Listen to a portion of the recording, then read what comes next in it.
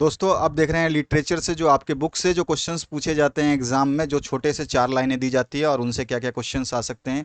तो आप देख रहे हैं, far far from gusty waves these childrens faces like rootless weeds. याद आ गया होगा बिल्कुल आपको, अच्छी तरीके से 2 लाइन पढ़ते ही आपको याद आ जाना चाहिए कि ये चैप्टर कहाँ से लिया गया है। इसके क्वेश्चन कौन कौन से ये देखिए, स्क्रीनशॉट लेते जाना आप ताकि आपको कोई दिक्कत ना हो। इन क्वेश्चंस को जरूर तैयार करना जो मैं आपको तैयार करा रहा हूँ। सबसे पहले पोएट और पोएम बताना है, तो आपको सभी पता है कि an elementary school classroom in slum से ये लिया गया है। और दूसरा जो है इसके पोएम कौन है, तो आपको पता ही है, स्टीफन स्पेंडर हैं। ठीक है, तो पहला क्वेश्चन आपका यहाँ पे कंप्लीट होता है। दूसरा जो क्वेश्चन है, who are the children refer to in the above lines.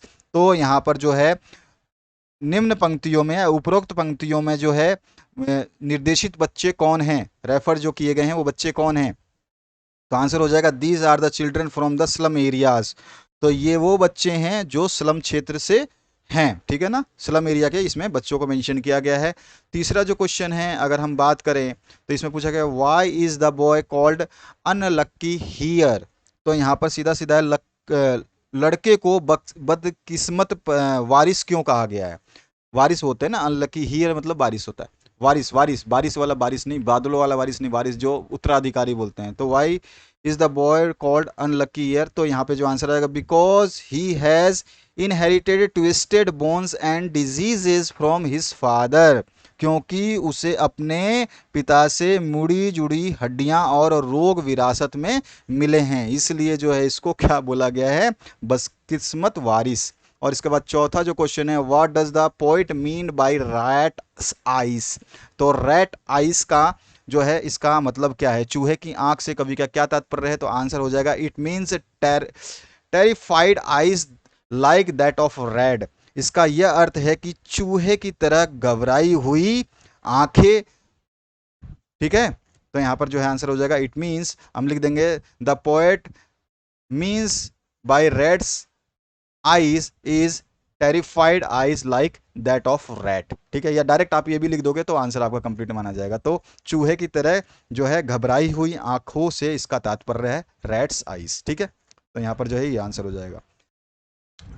तो ये आपका पैसेज आपने समझा। और अगले पैसेज की हम बात करें तो चलिए उसको देख लेते हैं, अगला पैसेज कहाँ से आएगा और क्या आएगा। तो चलिए इसको देखते हैं। यहाँ पर देखिए, वैन ऑन्स इज डैड, याद आ जाना चाहिए आपको तो यार, क्वेश्चन देखते ही फटाफट आ जाना चाहिए कि ये एंड जेनिफर टाइगर से लिया गया है। ठीक है, तो पोएम और पोएट का नाम तो आपको याद आ जाएगा। अच्छा चलिए, एंड जेनिफर टाइगर तो मैंने बता दिया, इसका पोएट का नाम बता दिए, आंसर बाद में देखूंगा। पोएट कौन है तो आपको पता होगा, एड्रिन रिच। ठीक है, तो यहाँ पे ये आंसर हो जाएगा। तो पहला क्वेश्चन का तो आंसर मैंने आपको डायरेक्ट बता दिया, पोएम जो आंट जेनिफर टाइगर है और रिटन बाय एड्रिन रिच है। यही क्वेश्चन पूछा गया है। इन पैराग्राफ को बहुत अच्छी तरीके से पढ़ लेना। हमेशा ये पैराग्राफ क्यों दिए जा रहे हैं आपको बाद में समझ में आएगा जब आपके एग्जाम होंगे, अभी आपको समझ में नहीं आ रहा, आप लाइट ले रहे होंगे। दूसरा जो क्वेश्चन है, what will be the tiger do even after ends death. तो यहाँ पे सीधा सीधा क्या पूछा गया है कि जो एंट है उनकी मौत के बाद भी बाघ जो है क्या करेंगे। तो यहाँ पर आंसर हो जाएगा they will go on prancing proudly and afraid unafraid. तो वो जो है बिना डरे गर्व से जो है नाचते रहेंगे। तो यहाँ पर जो है इसका दूसरा ऑप्शन हो जाएगा। तीसरा जो है, who had made the tigers and where. तो यहाँ पर जो है बोला गया है कि बाघों को किसने और कहाँ बनाया है या कहाँ बनाया था।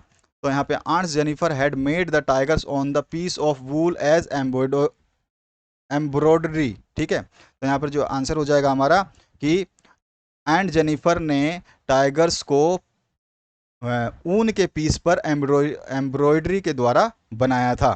ठीक है, कढ़ाई के रूप में बनाया था, कहाँ पे, ऊन के टुकड़े पे। इसके बाद जो है नेक्स्ट चौथा question, what does terrified hand signify. तो यहाँ पे भयभीत हाथ का क्या अर्थ है ये आपको बताना है। तो यहाँ पे आंसर आ जाएगा it signifies that massive burden of married life. तो यहाँ पे क्या सिग्निफाई कर रहा है ये टेरिफाइड हैंड। तो यहाँ पर सीधा सीधा यह विवाहित विवाहित जीवन है ना, विवाहित बोलते हैं ना, मैरिड मैरिड लाइफ के या विवाहित जीवन के भारी बोझ को दर्शाता है, मैसिव बर्डन को दर्शाता है। ठीक है, तो यहाँ पे ये सिग्निफाइज किसको करता है, टेरिफाइड हैंड जो है massive burden of married life को। ठीक है, तो ये इसका आंसर हो जाएगा। अब आते हैं हम नेक्स्ट जो आपका पैसेज है उसको देखेंगे। ठीक है, ध्यान से पढ़ते जाना एकदम मस्ती से। ये चलिए नेक्स्ट पैराग्राफ को देखते हैं। Perhaps the earth can teach अस, याद आ जाना चाहिए अब तो यार, पहली लाइन पढ़ते याद आ जाना चाहिए कि ये कहाँ से लिया गया है। Keeping quiet, Pablo Neruda, yes.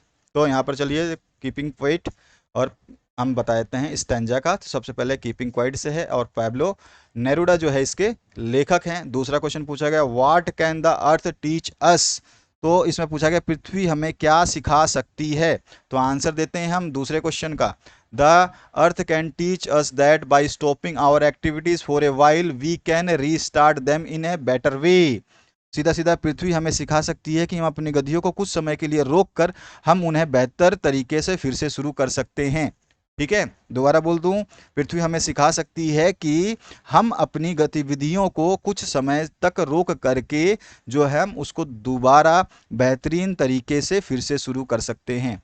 तीसरा जो क्वेश्चन है, why does everything seemed dead, तो सब कुछ मृत क्यों लगता है। तो क्या आंसर हो जाएगा, in winter when the earth becomes still and dry everything seems to be dead।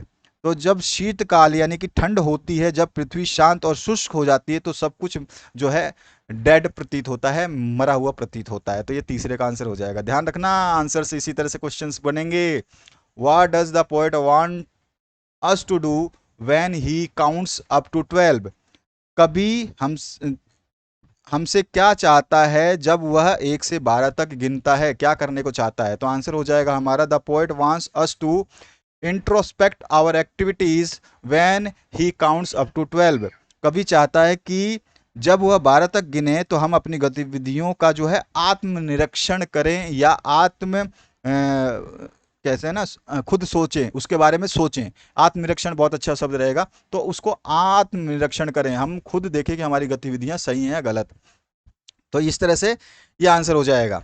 अगले वीडियो में हम देखेंगे बाकी जो आपके क्वेश्चंस आते हैं उनमें कौन कौन से क्वेश्चंस बनेंगे, क्या रहेंगे, और सारे क्वेश्चंस को हम जो है कंप्लीट कर देंगे उस वीडियो के अंतिम में। ठीक है, तो आशा करता हूँ इस वीडियो से आप लोगों को हेल्प मिलेगी। शेयर ज़रूर करें, और बाकी आपके जो ग्रामर सेक्शन है, poetry, report writing, story writing, paragraph writing, letter writing, सभी के लिए बने रहें। Thank you very much, have a good day.